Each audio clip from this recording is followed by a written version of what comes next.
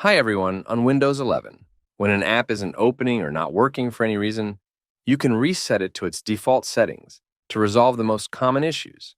And you can complete this process in at least two ways, including using the Settings app and PowerShell. The Settings app lets you quickly reset modern apps from the Microsoft Store. On the other hand, with the Settings app, it is not possible to reset all apps or even certain system components, like the Start menu. And in these situations, that's when you can use the reset command on PowerShell to fix problems with or components unavailable in the Settings app.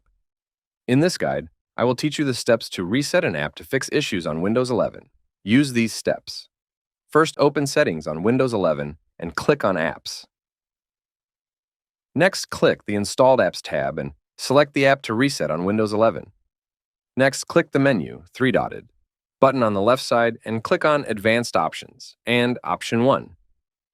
Click the Repair button to fix problems without affecting the app's data. Next, Option 2. Click the Reset button to resolve issues by deleting the app's data and resetting settings to default. Once you complete the steps, the app's data will be deleted, depending on the reset option.